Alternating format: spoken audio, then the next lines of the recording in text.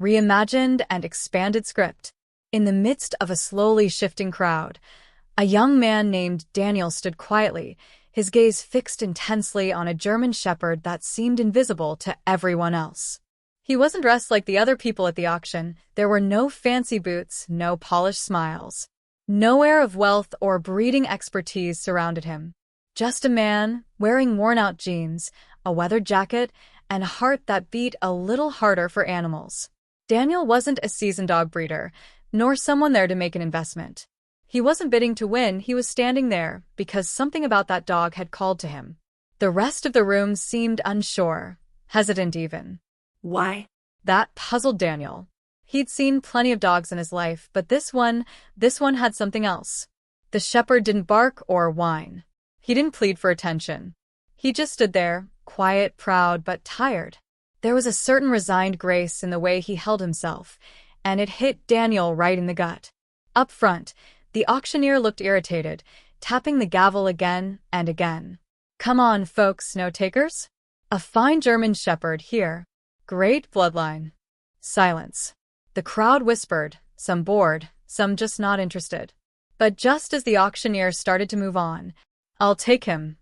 Daniel's voice cut right through the murmurs like a knife. Conversations paused. Heads turned. Eyebrows raised. The auctioneer blinked, caught off guard. All right then. Starting bid." Daniel didn't even flinch. "I'll pay whatever he costs." That did it. People around him started to whisper more loudly. Some chuckled under their breath. Others rolled their eyes. What was this young man doing? Why would he want a dog no one else wanted? But Daniel? He didn't even notice. His eyes were already locked on the dog, the one no one else saw value in. He didn't care what the others thought. Something in the shepherd's eyes had already decided it for him. That wasn't just a stray. That was a soul who had seen too much. When Daniel finally walked up to the kennel, he noticed how tense the dog was. The German shepherd didn't bark, didn't growl.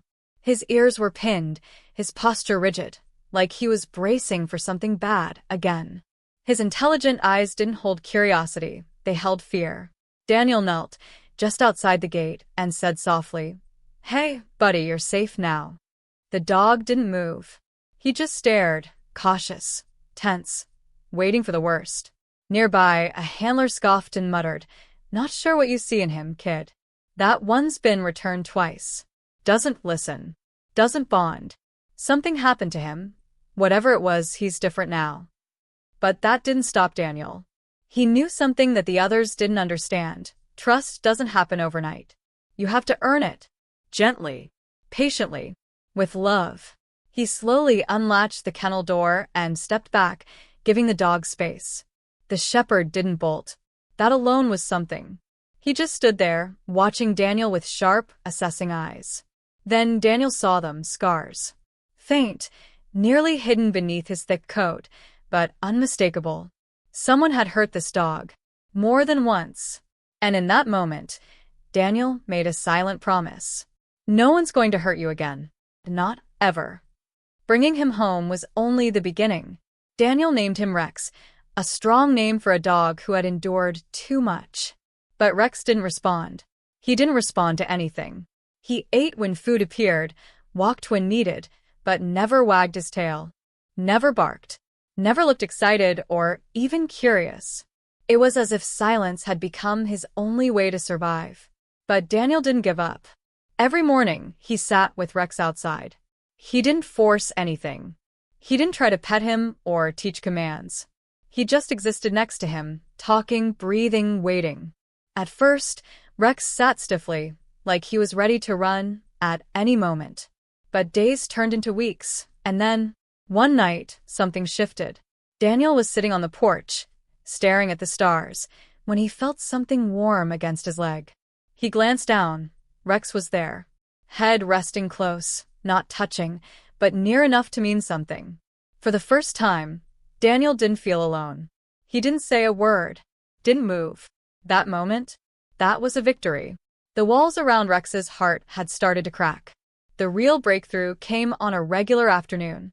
Daniel was fixing the fence when he felt eyes on him. He turned, and there was Rex. Not hiding. Not trembling. just watching. Curious. Heart pounding, Daniel picked up a ball and rolled it a few feet away. Rex's eyes tracked it. He didn't move, but he noticed. The next day, Daniel tried again. And again. And finally, after almost a week, Rex stepped forward. Slowly. Sniffed the ball and nudged it.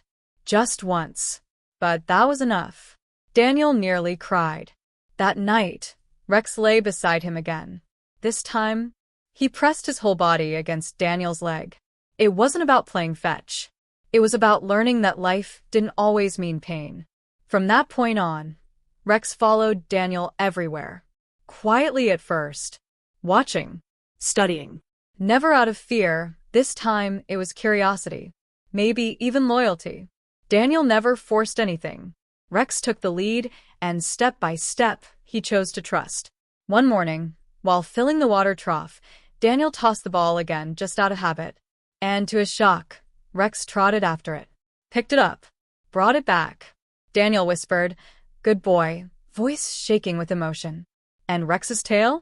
It gave the tiniest wag. It was all Daniel needed. In time, Rex began to change.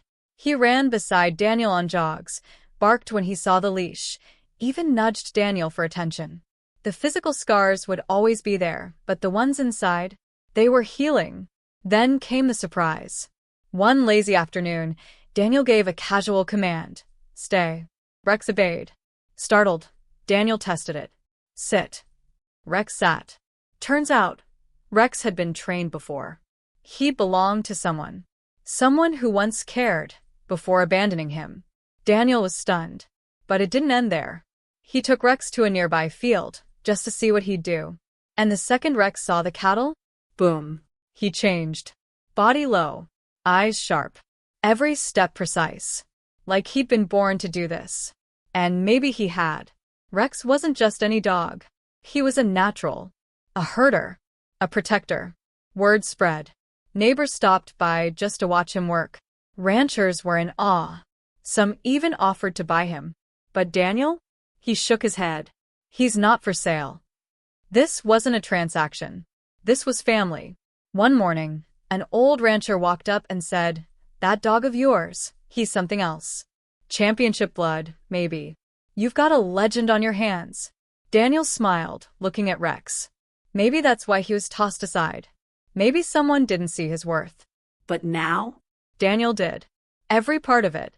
He placed a hand on Rex's head and whispered, "You were never broken, buddy. They just couldn't see how special you are." And as the sun dipped below the horizon, Rex stood tall beside him. Finally, exactly where he was meant to be.